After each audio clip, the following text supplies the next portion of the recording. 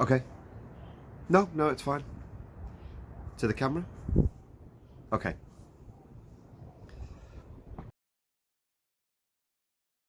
Because projects are still failing at an alarming rate. Like, properly alarming. And it's been that way for the last 20 years. And so I figured that everything out there in terms of development, everything out there in terms of literature really wasn't doing it. And there really needed to be a book that kind of told it how it was, and to prepare project managers particularly, and those in sponsorship positions for the actual job that they're trying to do. Because when you read all the theory, when you read all of the methods, and that's what project management still is, even though there's no proof that implementing a method is the right way to do things. They still don't mention some of the tricky things that you had to deal with, like the behaviors of individuals, like negotiation, like the fact that you never have enough people, that the organizations always take on too much work.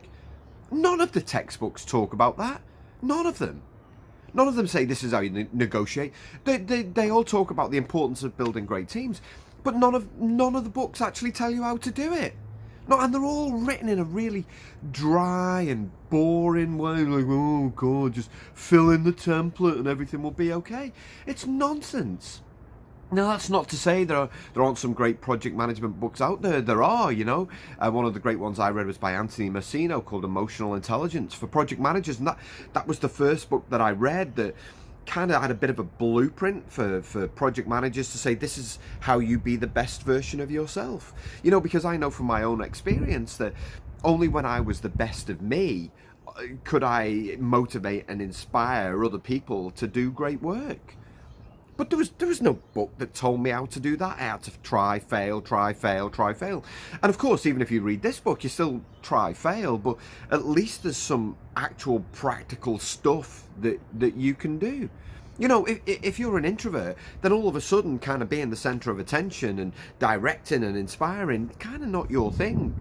If you're an extrovert, then actually getting into the detail isn't your thing. So, you know, I wanted to talk about these kinds of things in the book to make people realize that, you know, project management, you know, and I talk a lot about the fact that it's a people business, and of course it's a people business. Of course it is. It doesn't matter whether there's just 2 people on a project or 200 people.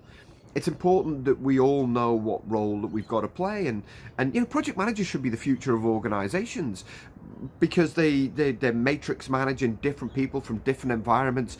They're managing high levels of risk. They're managing issues on a day-to-day basis. But most of them couldn't plan their way out of a paper bag, because we're just not giving them the information that they need in order to be successful.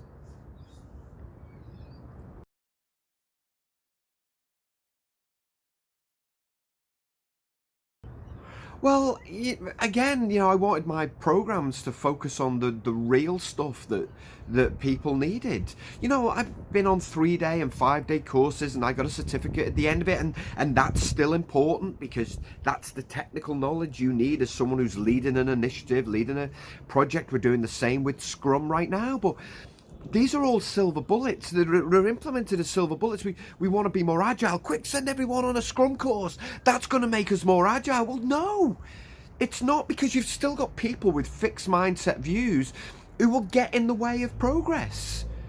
You know, so what we need, you know, Dan Gregory and Kieran Flanagan talk about this in the book, Forever Skills. They talk about innovation. And they said, you know, most organizations expect innovation with the same people with the same mindsets. I'm totally paraphrasing there. Sorry, Dan and Kieran. I'm totally messing it up, I'm sure. But the point that they're making was a good one. Is actually what we need to do is to address the kind of foundational behaviors if we want to change anything. And so the programs that I run, that's what they do. You know, the first half day we talk about personality and who you are as an individual, and also talk about some of those blind spots. You know, I've seen project managers who are dictators. I've seen project managers who are tortoises. I've seen project managers who are just too damn nice. And I've seen project managers who just want to be the life and soul of the party all of the time. And we don't want people to lose those traits, because they're important. But we also want them to develop the other traits, and we also want them to develop the skills to bring people together to create connection. We want them to develop skills such that they can set expectation really well, and then where people meet the expectation, to kind of elevate the behavior that they demonstrated. Or if they didn't meet the expectation, to be able to performance manage. You know, I don't know, I get frustrated, as you can tell. I get frustrated because organisations just aren't taking it seriously enough. There are senior managers out there saying, oh, our projects are the most important thing, but are they? Are they? If so, what are you doing that's any different than you've been doing for the last 20 years? You've still got probably a big laminated process flow that nobody follows.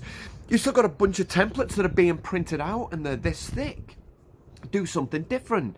Do something different. And so, you know, what I try to do with the book and what I try to do with the programs is give people the real stuff, the reality of it, such that they understand that if you want to be more agile and you want to be more flexible, well, you've got to check yourself first. You've got to, you know, self-aware individuals are the building blocks of great teams. So we've got to make sure that people fundamentally know who they are and they know the emotional skills that they need to develop alongside the technical skills. Sending them on a Scrum course is more technical skills. We need them to be alive to the emotional skills that they need as well in order to build connection. We want trust, we want empathy, we want empowerment to run through everything that we do. And so we really do need to do something different if we want projects to succeed.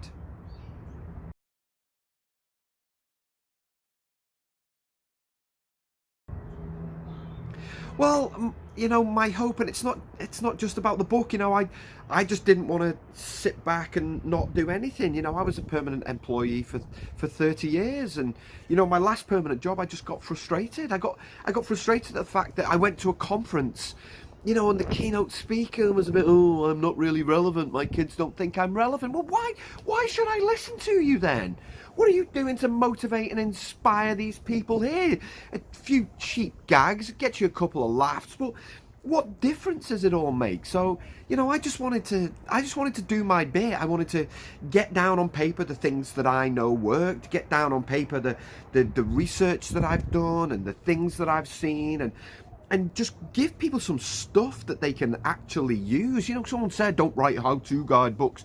People will never hire you. Well, I don't know. I'm doing all right, you know, doing all right. And you know, I want to write the how-to guide because when I was a project manager, I wanted to buy that book myself. I wanted to understand all of the different elements to my job so that I could do it really well. And then I wanted to pass that book on. I do it now with other books that I read. You know, I read something great and then I pass it on. You've got to read this, even if you take 5 things from it. You know, it's awesome. It'll help you develop as an individual and give the organization something that they don't have. So my hope is obviously that people want to buy the book and read it and recommend it, sure. But ultimately, what I want is for organizations to take their projects seriously. I want them to understand that just simply implementing these silver bullet methods, and we get a new one every 5 years, just isn't going to do it. Projects are the way that we grow our business, and we're completely demoralizing people time and again with these kind of useless efforts at getting things done. No one wants to come to work and be the worst version of themselves. Everybody wants to come to work, do a great job, get something delivered so the organizations can get the benefits from it, and everybody grows as a result.